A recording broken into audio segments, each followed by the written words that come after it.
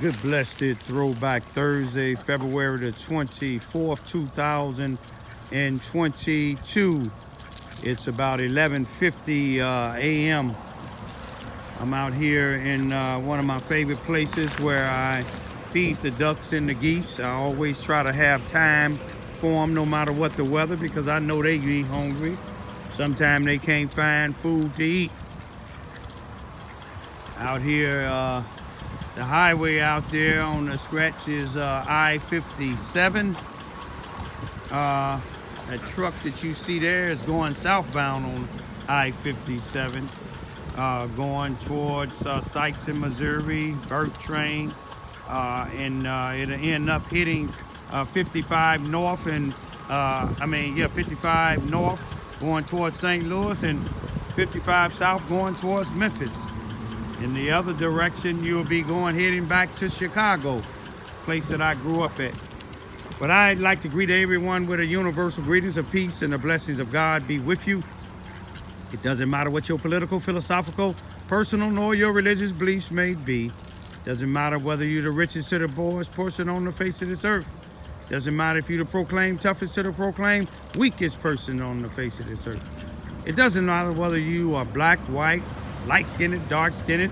It doesn't even matter whether you're my family, friends, nor my proclaimed enemies.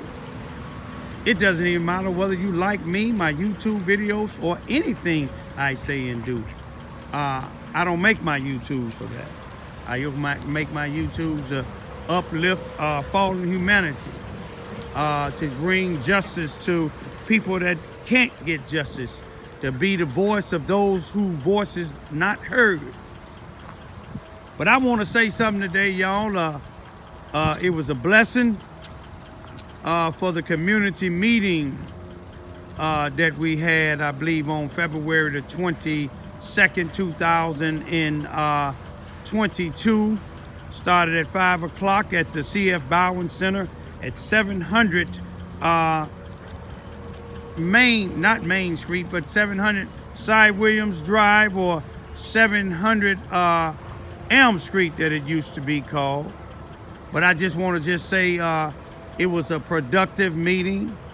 I want to also say that again, like I said at the meeting, it was good to see the diverse people from the community, from the east side to west side, black and white, and different type of law enforcement officials, different people from different walks of life. But I want to also say, no matter what I had planned it for that day, I couldn't see nothing else being too important unless I had a family member that was sick and had to go to the hospital. I couldn't see anything else being so important that me as a leader, now I'm just speaking of me as a community leader, not just a community leader, a nationwide leader, an activist, a civil rights activist, community activist. And if I was a preacher, I would have had time out for that like a lot of other preachers did, black and white. Like a lot of other people, I know they had different businesses to take care of, but 16 people were shot. 2 died on February the 19th, 2022 here in this town.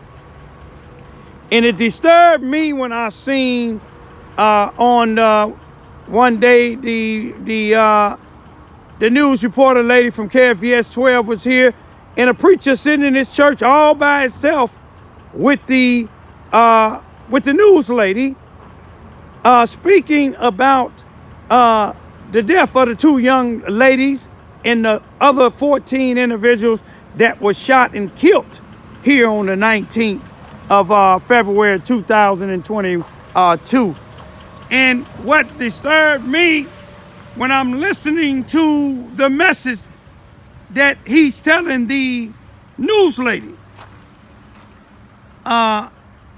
it's things like this been happening for so long in this town that prayer just ain't gonna do it, or prayer ain't gonna work, something to that nature.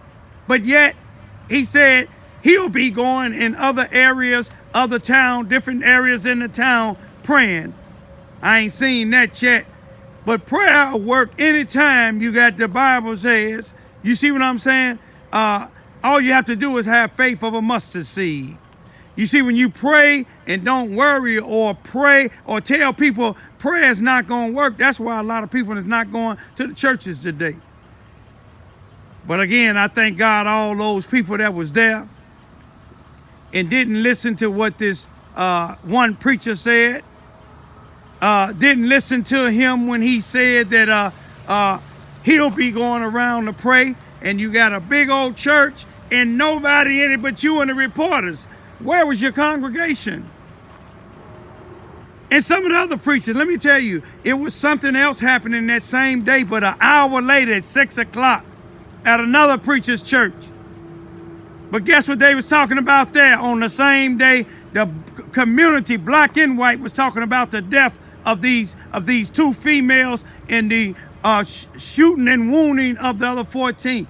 They was down at another individual's church who claimed to be a community leader, who wasn't there at that particular meeting, but he was waiting for that particular meeting to end at 6 o'clock. He was having something at his family center, not the community center, his family center, talking about grant money. But I'm going to leave that alone. People of Charleston, Missouri, Mississippi County, you got to wake up. If any leaders were concerned about them 16 people that were shot and the 2 that died, you can believe they could have counseled something. And then they could have made it over there because of the place that they had this thing for this grant money, where all these big time people sitting up in there, where they call themselves big time, but they don't know how little they look. They don't understand, but they should understand why they churches is half empty, or they churches is mostly just family members. You can say one thing, but doing it is another. You see, I'm working on something that ain't nobody. I mean, when I had some people, I give it to some of the people in St. Louis, lawyers and some of the NAACP, some of the people in Carbondale, Illinois, that have been helping me work on trying to find out who murdered my son back in March, Friday, on March the 19th, 2021. He was found hung, and they trying to say that he committed suicide. You see, I had time out to do that. I still had time out to do some other things because I'm trying to protect some people, some elder people, that some of these same people that get on these cameras, some of these same people that was in the meeting that we was in, talking about the 16 that got shot, but some of them people in there, I got the good look at them. They trying to squander these older people. They trying to get their money, trying to get their property. They know who they are. Then they run back to the people and try to make the people think I'm their enemy. But I ain't their enemy. They family that don't live here, they know I'm not their enemy. That's why I take time to protect them until everything is done.